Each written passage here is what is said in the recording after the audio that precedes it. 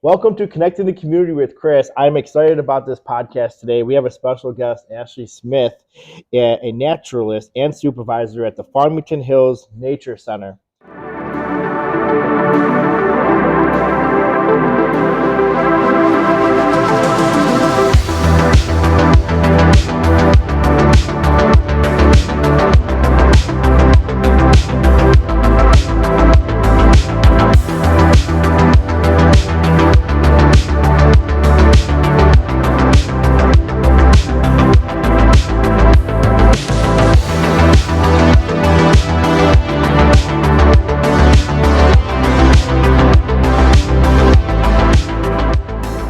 We are fortunate to be here today with Ashley to learn more about the classes, information, and activities that you offer to the senior community here. So welcome to our show. We're excited to have you. Yeah, thanks for having me. So tell us a little background about yourself and how you got started at the Nature Center. Sure. So I've worked here at the Nature Center since 2011 as the Nature Center supervisor. We started off as a really small but mighty crew, and we've grown a lot over the years, including a lot more programming. So we really pride ourselves on having something for everybody to get involved with, whether you're 1.5 years old or 100 years old, there's something for everybody to do and connect with nature. So my background, I'm from Michigan. I went to Central Michigan University. I have a degree in environmental studies, really focusing on botany and natural resources. And then have worked at other nature centers around not just the Midwest, but all around the country doing environmental education until it brought me back here to Michigan, where I'm from, in 2011. And I've been here ever since, really enjoying growing our programs, adding things really based on what the community needs and what they desire, and enjoying every day. So yeah, it's great. That's great. You know, it's nice to have someone in our community. You really live this.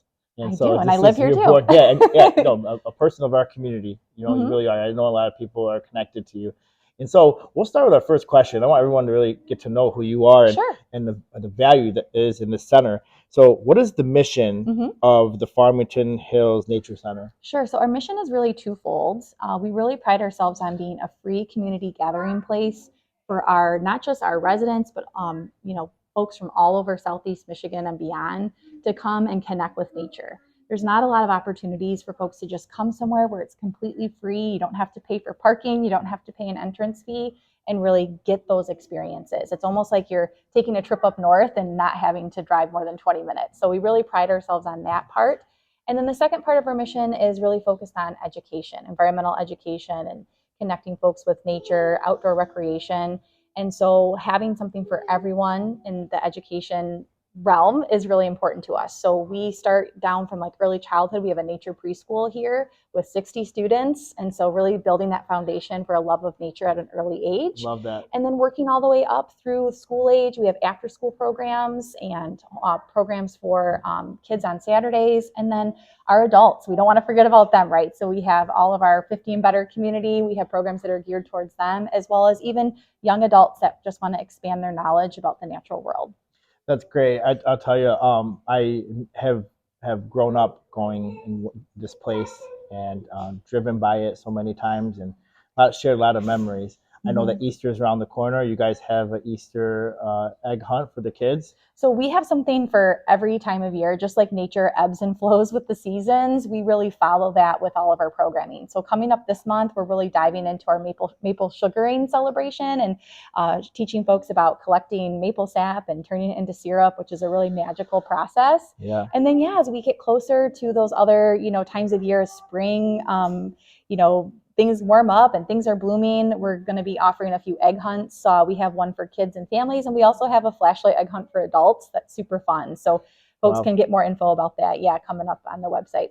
So how is a nature center like this funded? So we are a municipal nature center with the city of Farmington Hills. We are part of the Recreation Division, Department of Special Services. So we really get wonderful support from our community. But the Nature Center is also a really self-sufficient, facility. So our programs bring in wonderful revenue that we're able to then support more programs. So the more programs that we do and the more folks enjoy them, the more programs we can add on. So we pride ourselves on that, but also the support from the community, being a City of Farmington Hills facility and program. That's great. Mhm. I'll tell you, the Nature Center offers lots of from children to adults. Let's dive into adults. Sure. So, what is the Nature Education Series Right. that So you we guys started, call? we started the Nature Education Series for adults a few years ago, really based on feedback from the community that adults really wanted an opportunity to continue their education, to expand their knowledge about the natural world, and really dive into detail when it comes to different topics from birds and plants to how do I have a native landscape in my backyard, what's going on in the Rouge River, all those things. So our Nature Education Series for adults is great because there is a virtual option the first Tuesday of every month that folks can just from their comfort of their own home hop on Zoom and attend a free webinar based on whatever topic it is. So for example, the one coming up in March is maple sugaring, so they can learn more about the magic of maple sugaring from the comfort of their home. And then they can come the following Tuesday, the second Tuesday of the month, and participate in an in-person workshop where we dive deeper into the topic.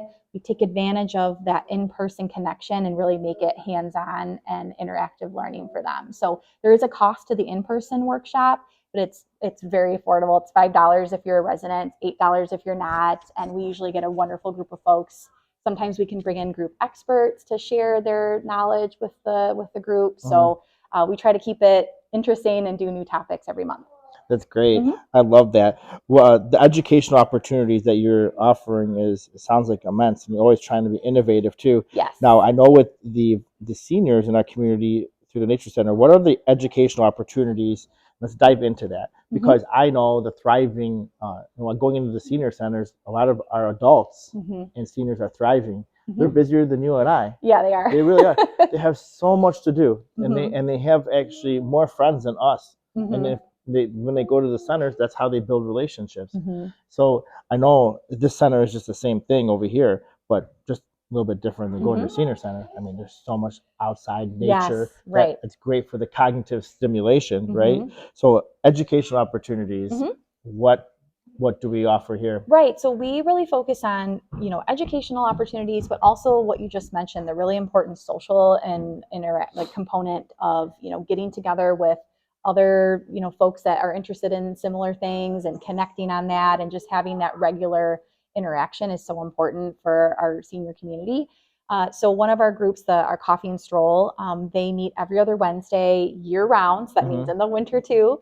And they take a really wonderful walk that's led by our naturalist staff. And so that naturalist is going to be sharing things about like seasonal change or what plants we can find or what animals or just, unique topics every walk with the group. And that group becomes so connected with not just each other socially, because then after they get to enjoy snacks and coffee, but they also grab lunch with a friend that they just made. Exactly. Yep. And they are super. They just celebrated one of the group members' birthdays yesterday, and it was a big celebration for them, and that was really, really welcoming and wonderful. Sure. For one of a newer member of the group. But then they also are so connected to the park, and really, they're the best naturalists that we have, more so than our staff. They're telling you, they're calling out that a new flower is bloomed, or So it continues to challenge them cognitively as well, because they're really, adding new skills and new knowledge all the time and keeping them sharp and, that, and also giving them new hobbies. So like we have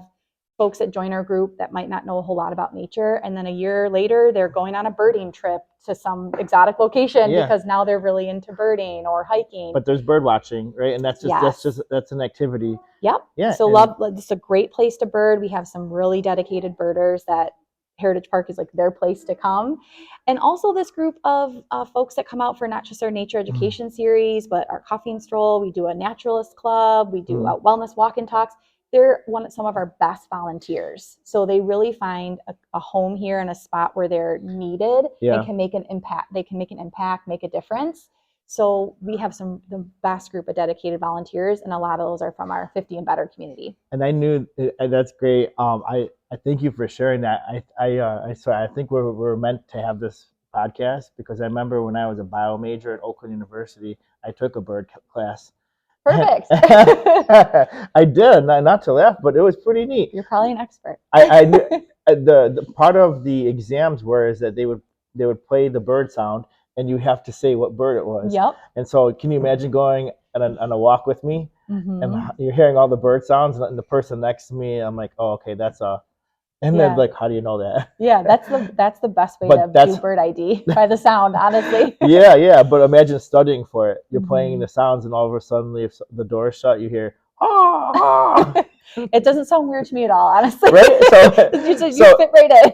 It's like full circle. Everything happened for a reason, right? Yeah, for sure. That's great. So I would be more connected to the adults more than we think. Yeah. And so, are there any costs associated with the classes? So we do have, some of our classes have a fee. We work really hard to keep the fees as low as possible while still covering the cost of like our instructors or our material.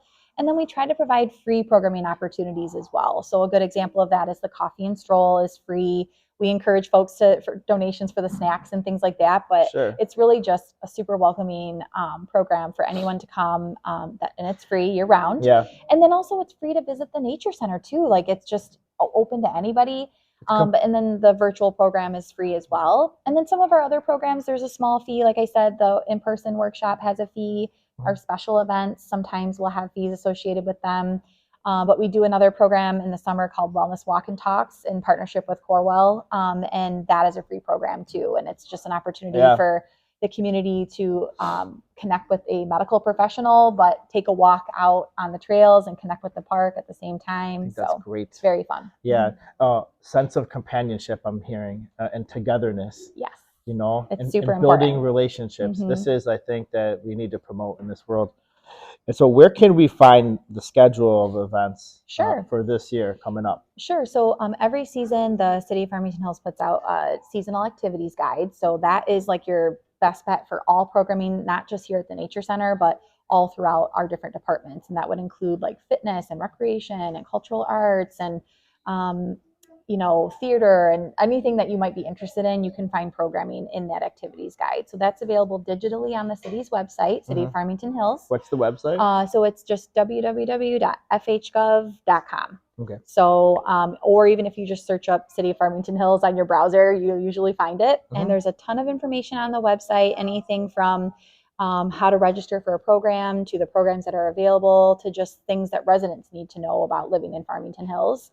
So that's a great resource. So you can access the guide digitally there, or you can pick up a paper, real, version in your hands from any city facility. So we always have them here and at all of our City of Farmington Hills places. So that's a great place to find info. And then the Nature Center has a really great email list that we try not to send too many emails. Every couple of weeks, we'll send a little, hey, what's happening at the Nature Center, so that folks can kind of keep up with everything and not miss anything. That's great. And so the classes that are virtual, now there's virtual and then there's in person. Just wanted to clarify. So they have an opportunity to also watch in the comfort of their own home. Yeah. So the virtual is typically more of a basic program. It's 45 minutes. And the links are available on Facebook as well as on the city's registration page. So it's as easy as just clicking the link at the start time and joining up. Anybody's welcome. And then the in-person dives deeper into the topic. So again, taking advantage of that in-person component and really making it hands-on and interactive. Experience. We might take a walk. We might do some cool hands-on demos or experiments. We might have a guest expert come in and share maybe research they've been doing or but you'll record it and then give an opportunity for someone to watch it. So the in-person workshop is not recorded. That is, you come on down and experience that in person. The virtual one is your time to do, comfort of your own home and get the information on that topic. Typically for virtual programming, we find that 45 minutes to an hour is like the perfect length of time to engage and hold attention. So I think it's a great way to just spend like a Tuesday evening at home and just learning more about a nature topic. Yep. That's great. Yeah, that's great. So not just education and resources, but providing the support as well too. And so can seniors volunteer at the Nature Center? Yeah. So we have a really wonderful volunteering program for really all ages. So we have even kids in middle school that come regularly and help with our animal care to Then Love our that. older adults that come and help Yeah. with maybe they're volunteering for one of our early childhood programs, or maybe they're Mhm. coming and just helping with animal care or helping with little things around the center. So one of our programs that we do in December, it's our wreath making workshop. And that program could not happen without our volunteers. They Yeah. help collect all of the natural items from the park that we use to build our wreaths. And it's so popular. It fills up every year. So rely super heavily on those volunteers. Yeah. But it's just so fun. And the kids come too. Yeah. And it's really just something different all the time. And I think that's what our volunteers, a couple of things they like best is that there is something different all the time. Yeah. They get to connect not just with each other as volunteers in that group, but also with our staff, and just really finding that they're making a difference and having a place where they are needed and can be impactful. You don't know how impactful it is, really, because what we teach, especially as a home care provider and dealing with the adults and aging, is that the connection with the youth and the seniors, not only they only want to be connected with someone their age, but they love being around the youth because it gives them a sense of joy. You know, it reminds them of even their children or their grandchildren. And as they age, you know, they life happens, and some move out of state, and they don't always come often to visit them. Yeah. So coming here and being around the youth give them that sense of joy. Yeah. You know, and to be around them, and also too is it's great for the youth as well too.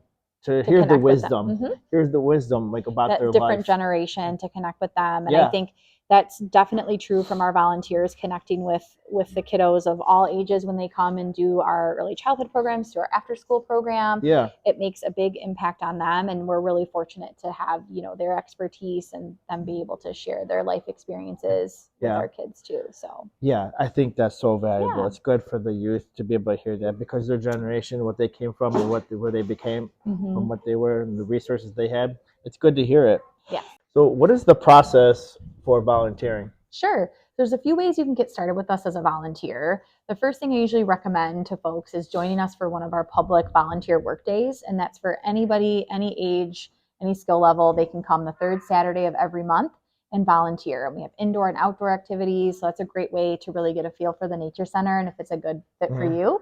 Beyond that, if you want to volunteer in addition to or more often, you can fill out a volunteer form. Those are available on the website, and you can submit it to the Nature Center, and we set up a volunteer interview, get to know you a little bit better. You can get to know us and see if it's a good fit, and then go from there to see what you want to get involved with.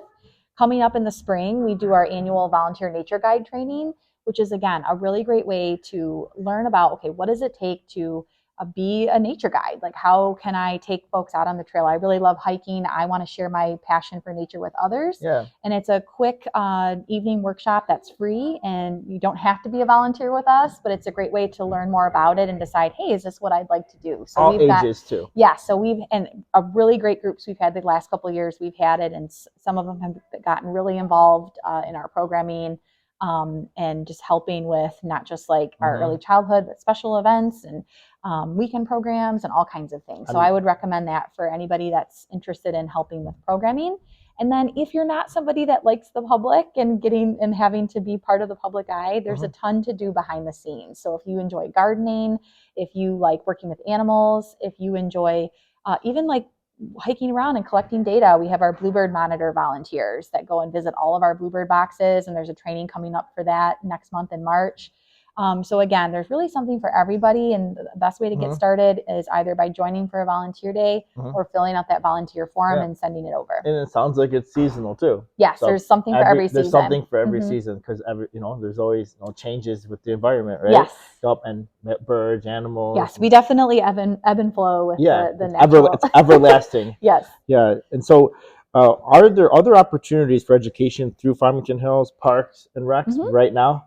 Yes, so we have a really wonderful and thriving 50 and better division within our recreation department. So they have wonderful programs, most of which take place at the Caustic Center over on 11 Mile. And so they have all kinds of things from fitness to continuing education, to just getting together and socializing, playing cards, eating a meal together. So that's a really great resource, and we partner with them on a lot of programming. So again, for those that are looking for more programs or more opportunities, that's a really great resource for them. And then even just our recreation programs that we have at the beautiful Hawk Community Center, there's a ton of really great things for seniors to get involved with, whether it's just working on their fitness and meeting other folks, or volunteering, or we have the maker space there. So if you're somebody that likes to do hobby, if you like to do woodworking or sewing or just creating of any kind, the maker space is a great spot for you to, you don't have to buy equipment. You get trained on it's classes things. For sewing too? Yeah, you take classes, you can be trained on things, and then you can just get a membership and go there and for adults work on things that you want to create. It's wonderful. I was saying one of the reasons also that helps my mom thrive is that she knits and she needle points, and she's always done that. But there's a sense of enjoyment of starting and finishing. So it's really great. So some are looking for sense of companionship, or looking for resources, or just maybe to keep busy and volunteer. This is the place to be. That's right. I'm really happy that we were able to connect with you. Yeah, I'm You're so glad you came. valuable in our community, and Thanks. I would love everybody to get to know you. And if they're, I always say, when you're a caregiver and you're caring for your family and your parents, it's hard to come up with hobbies and interests that they like. Or new things to kind of get them experiencing something that they haven't done before can be really challenging. Yeah. But it's good. It's really good. It's promoting good, and that's what we promote at Affinity. Is we promote doing good in the community, and so that's why I wanted just to say in this podcast before we end it is that if you are looking for something different, and you're with your parents and you're caring for them as a caregiver, and they might even have a disability or maybe going through cancer too, take them out of their home environment, bring them to the Nature Center. Yeah, we'd love to see visitors, even if you're not here for a program and you're just stopping in. We love to hear from you and what questions you have, and just get outside and connect with the natural world. Yep. Thank you for your time. Thanks. It was good having you here. Thank you.